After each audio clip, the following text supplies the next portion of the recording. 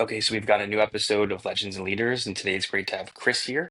Chris, you have built up an amazing blockchain cryptocurrency project that has been helping so many people that need to have a currency that's stable, that has ease of use, and you've just been able to focus on a region I think has been overlooked by lots of other different people in this category. So I'm excited to have you here and to get into your story.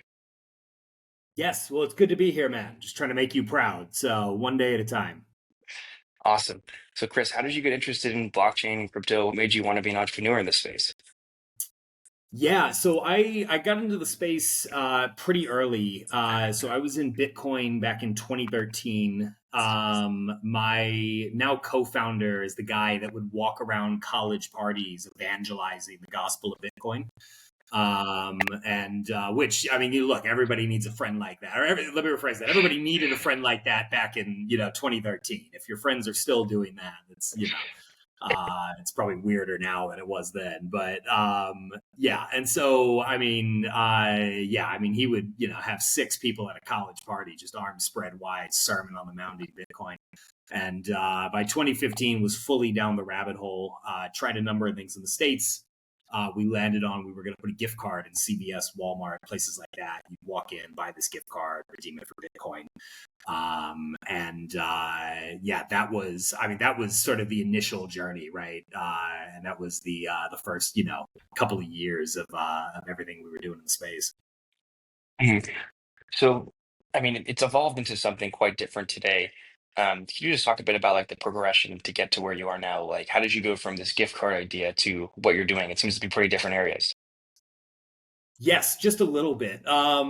So I think the big turning point for us was, and this was back in 2017. Met a Nigerian man at a Wells Fargo in Auburn, Alabama, the capital of innovation, who was sending $200 to his family, and the bank charged him $90 to send 200. I thought, Mm. well, that's insane, right? How could it possibly cost that much? I talked to the guy. Hey, have you heard of Bitcoin? It's free, it's instant, it's fun, all this great stuff. And went home and just started thinking, what's this guy's mom going to do with $200 in Bitcoin? Right? Like you can't buy food with that. You can't pay rent with that. What problem is this actually solving? And so I don't think I knew where Nigeria was on a map at the time. They don't teach you nearly as much about Africa as you might expect in the Louisiana education system. I know, Ben, that might be hard for you to hear, but it is true. And just started doing all this work, right? Trying to understand, the country and the currency and the continent, the banking system, and realized, if I want to understand Nigeria, I need to speak to somebody from there. And so I put out an ad online that said looking to speak to Nigerian men, which, in hindsight, probably could have There's been a there's a worded deal. better. It's yeah, let's just say they didn't want to talk about banking. So attracted the wrong crowd with that one. But yeah, basically ended up meeting this guy, and this was the point in my life where I learned that Nigerians are the most convincing people on the face of this planet.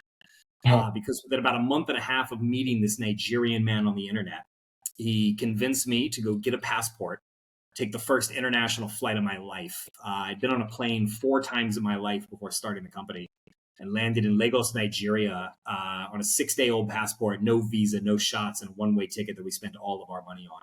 So was living in a single room in Lagos, twin bed with 4 dudes. Turns out it's a great way to make friends. And yeah, the options were either build something that works or live there for the rest of my life. So So, I mean, were you thinking cryptocurrency, like there's a niche here in Africa by having something more secure, more stable? I mean, there's been some pretty crazy scams that have happened there. They want something that's more trustworthy. Were you even thinking like that then, or was it just like, hey, let me just experiment with what even, makes sense based on my understandings of what do they even need in this region? Like, how did you even figure out what they needed, basically? yeah, so I think I was deep enough down the Bitcoin blockchain rabbit hole at this point to understand that this technology has a lot more practical applications outside of the US and Europe than it does necessarily within the US and Europe, right? Mhm. And at the time we were working on this gift card. And then, like I said, I met this guy online, right? His name's Minachi. And, basically, look, he convinced me that, look, what you're building is going to be a luxury product at best in the US, right? You can already buy this stuff. It's not, Bitcoin is not the fundamental like transfer aspects of Bitcoin. Like the technology itself is not changing people's lives in the US, right? Maybe the price is, but that's well, Hmm. changing people's lives for the worse today. But you know, in general, like the technology itself is not, I mean, look, the banking system in the US, albeit slow, works, right? And if I need to Hmm. send money, it will eventually get to where I need to send it, and all of that, right? And so, basically, he was like, look, what you're building is going to be, a luxury product at best. There, it's something that it's really a necessity here, right? And in this Hmm. country, it's extremely important access to like that type of financial tooling and that type of powerful technology for instant international transfers and moving money outside of the banking system and all of that. And so, yeah, I mean, I was completely sold on, yes, this does make more sense outside of the US and Europe than it does in. And so I mean, we just went full on, right? I mean, just yeah, went over there and wanted to learn everything that we could, right? Just started meeting with people in the industry, met with lawyers, met with bankers, met with anybody that would take a meeting with us, really. And yeah, just I mean, got to work trying to understand what does the industry look like here, and Hmm. how can we play a role in increasing the adoption of this technology across Hmm. the entire region.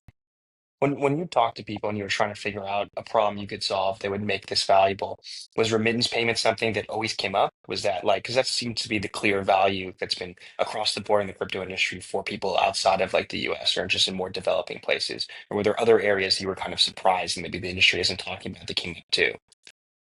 No, look, I mean, remittance was the big one that we went over there to solve, right? I think, Hmm. when we first saw I mean, again, like all of this, like sort of origin comes from this guy spending $90 to send 200, right? And it's like, Yeah. there's no reason that it should cost that much. Doesn't make any sense. And so, we went over there originally with this idea of like, oh, well, we're going to, solve for remittance. And I think we very quickly learned, number one, the world does not need another remittance company. There are like 7,000 remittance companies, right? Like, but Yeah. before I finish this sentence, you can download 6 apps that will let you send money to anywhere you want in the world, right? Like, that's not difficult. What the world does need is a better way for all of these remittance companies to be able to actually interact with these local markets. So, if I'm like, when you look at remittance, right, and I think this is something that people often get wrong in the industry because everybody talks about remittance, but a lot of people don't really understand how it works. When you look at remittance, there's essentially 3 phases that have gone on throughout human history. You had phase one, which was like Western Union, right? Like Mm. cash, and then move cash over to somewhere else, basically Hawala, right? Um, you had phase two, which was like Web two, right? So like companies like Wise, right, where they came in, they didn't need 70,000 locations globally to facilitate these transactions, and so there's less overhead, and they can pass some of that cost on to you, or some of that cost savings onto you, right? And that's great. But it didn't actually change the way that remittance flows. They get the money to any of these countries the same way that Western Union gets the money to any of these countries. Mm. So it didn't actually improve the service. It just Wow. sort of changed the interface for the customer, right? Made it more, made it quicker, made it more seamless, made it online. I can download an app, right? That's great. Um, what you're going to see now, and you really haven't seen it yet. And if you look at the World Bank average cost of remittance, it has not gone down. It has not tracked with stablecoin adoption the way that it should, in theory. Hmm. But what you will start to see now, and what we are, I mean, very much focused on, and this is a ton of our big customers, our big remittance companies, is the third phase of remittance, which is using stablecoins, right? Mm, Stablecoins to move that money to wherever you need in the world, liquidate it locally, and move that cash directly to customers. mhm. So it's that last piece that you're really focused on the most. 100%. Mhm. So how does that last piece work from a technology standpoint? So it's uh it's I mean it's about replacing the rails that are there today Hmm. with rails that work on stablecoins, right? It's about replacing Swift and correspondent banking and all of that with Hmm. stablecoins, right? So it's not it's like from a technology standpoint, look, you are reinventing the wheel to some extent, but that wheel has already now been invented. Stablecoins are, processing more transactions than Visa and Mastercard. Like the wheel has been invented again, and so it's about taking it and now fitting it in to these industries. And I think look, one of the things that I always think is a little weird in this space is you have so many companies in like crypto broadly that are like, oh, we're solving the $100 trillion TAM of payments. Hmm. It's like, bro, there's a lot of different types of payments. Like if you and I are getting lunch and I'm like reimbursing you for half, that's a lot different than the way that I would pay the restaurant, which is a lot different than the way that I would send money to a business overseas, which is different than like there's a lot of different types of payments. And I think, remittance is a very specific one. And look, that's not our whole focus. I mean, we work with large banks, large financial institutions, large corporates. We have a number of like infrastructural um, offerings, but definitely, look, remittance companies are large clients because moving from this sort of web two and like phase two of remittance infrastructure and architecture to one built on stablecoins is the only way moving forward to actually bring down that nearly 7% World Bank average cost for payments in this industry. Hmm. What's it like doing business in Africa? Do you find it's a good business environment?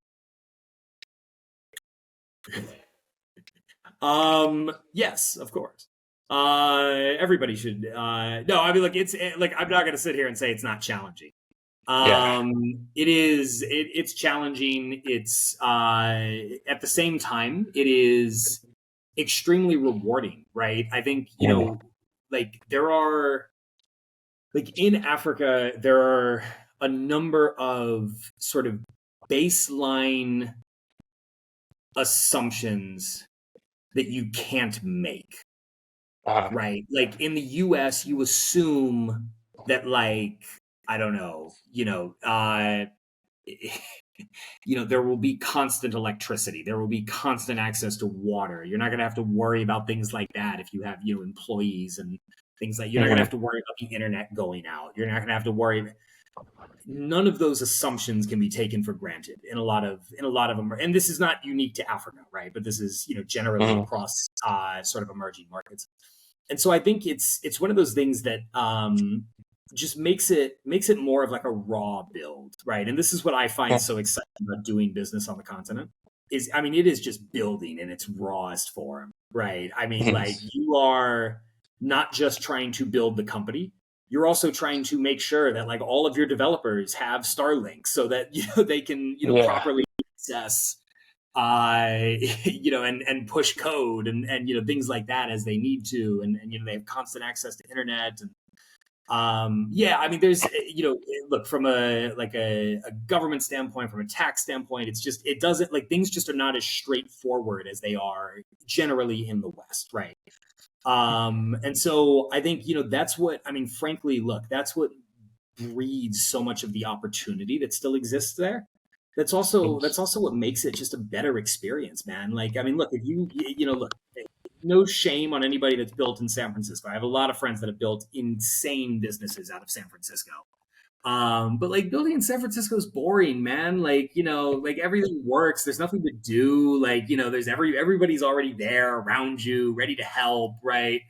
And like, yeah, it's so different when you go to like Lagos or like Nairobi or anywhere else, man. Anywhere in Southeast Asia, anywhere in like South America, any of these places. it's so much more raw building that you have to do. And so, I mean, definitely, man. Look, I mean, I have mad respect for anybody that's crazy enough to start their own company, right? Because you have to be a little insane. But like, especially for the people that are crazy enough to do it outside of San Francisco and outside of like where the capital is and where like access to people and infrastructure and everything else is, man. That's yeah. Yeah, I mean, it's definitely a big bet you've taken. Do you find that there's other startup founders you can relate to, Chris? Like, that there's an ecosystem there at all? There is definitely, and I think look, one of the beauties of some of these parts of the world is they are very small despite their geographic size. Mm. And what I mean by that is like they're like the community is small, right? Yeah, Like it's tight knit. not you don't have it's not San Francisco where again like to keep picking on San Francisco where like you walk down the street and everybody is a founder. You go to the coffee shop, there's like seven VC meetings going on around you. Like you're like picking up all these different tidbits and like somebody's doing vape to earn and somebody's doing AI for dogs and like I mean it's just I mean just everything you can imagine is happening. It's it's so much more um it's so much more concentrated, right? There's not that many people that are in a position to access capital to really be able to get started. And so, I mean, look, the people that I have the most respect for are the ones that were crazy enough to start building there and like didn't have access to capital and had to build something, from the ground up truly without, raising money and anything like that. But there's a good community. And you get plugged in pretty quickly. And I mean, the community's pretty open. I mean, that was one of the things that I really enjoyed in the early days is you meet one guy that like is doing it or used to do it. He can introduce you to three other people. I mean you know how it works from like a networking Uh, perspective, and six people in, you've met everybody. yeah, I mean, it's also interesting. Like, I'm just curious about like the government and like if the government's been helpful at all, or if you've had to interact with them on stuff like this. Like, I mean, because certain areas like Miami, for example, like they really created it and made it into a startup hub, or San Francisco. Like, it's very conducive to that because of the laws and what's put in place. Like, have you experienced that kind of same sentiment from leaders there, from people in the government? So we do a lot of work with governments, with I mean central banks, with ministries of finance, et cetera, mostly from a regulatory perspective. What Mm. I will say is, we're operating in an industry that is a net new paradigm shift in technology, Mhm. right? I mean, I see blockchain, stable coins, et cetera, as the biggest sort of technical innovation since the internet. Mhm. And similar to the internet, innovation is always going to outpace regulation. Yeah. So when we started, I mean, there were no laws, there were no regulations, there was nothing, right? It was just a total gray area.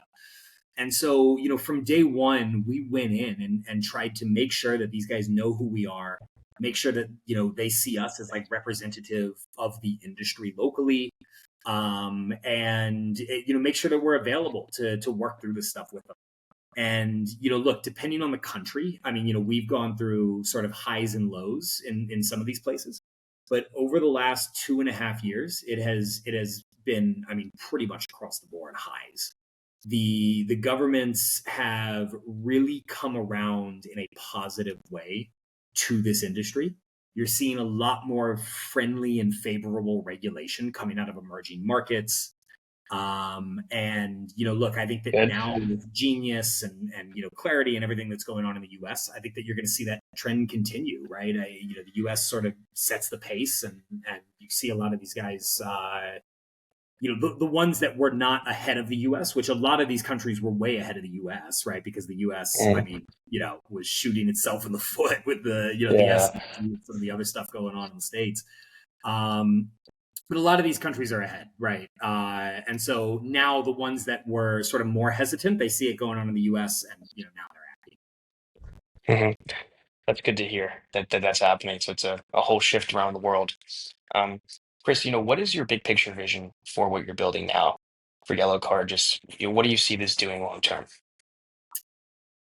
Yeah, I think that this technology completely replaces Swift, Hmm. completely replaces correspondent banking, and just fundamentally alters the way that people use the US dollar. The way that I see it is, and I push back on this all the time when I hear this because people will talk about like dollarization and things like that. That's not something that we're actually seeing on the ground, right? It'll be a cold day in hell before you walk into a coffee shop in Nairobi and you're paying for your latte with, Bitcoin or stable coins, right? That's just not a thing that's happening on the ground. What is happening is people finally have a decent way of using the US dollar. When you think about the user experience of look, I tell everybody if the US dollar was a startup, like it would have failed years ago. Like, I mean, it's like the Hmm. shittiest tech, right? Like the worst user experience imaginable. You need like seven banks to, help facilitate these transactions depending on where you are in the world. Even in the US, if I have Bank of America and you have Wells Fargo, I can't send you money for lunch until like a few years ago, right? And Hmm. so it's just like the user experience of the dollar sucks.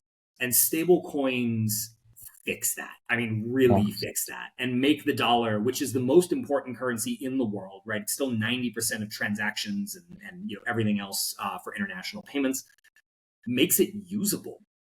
And I think that, the ability of this technology to, replace Swift, replace correspondent banking is critical.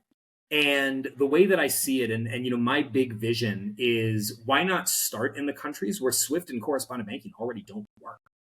Hmm. Why Makes should we sense. start in the US where Swift, like I'm not going to say it's great, but it works. I mean, I've had to send money to Europe before. It's not that bad. Like it Yeah. works kind of fine, right? Meanwhile, if you need to send money to any emerging, look, what I always like to tell people is it's like, imagine a super highway, right? And all these banks exist on this super highway. And it's an interstate between like the US and Europe and Japan and like some of these major economies, right? It's the Autobahn, man. You can, run down that thing at 5,000 miles an hour. The moment you need to go to any emerging market, you got to take an exit off the interstate through winding dirt roads, potholes, and your car has three tires, right? And that's the state of international money movement. Like it works generally fine in developed markets. It does not work well at all in emerging markets.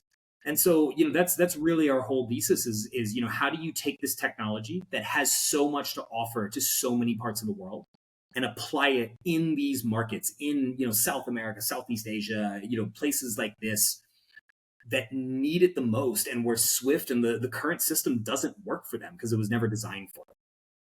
Yeah, I love the mission, Chris. I mean, that was all the questions that I had. I appreciate taking the time of doing this. I think it's exciting what you're doing and how you're experimenting in this area and going into areas that the traditional payment providers haven't went in. And I think there's a lot you're going to do that's going to benefit the world from what you've created.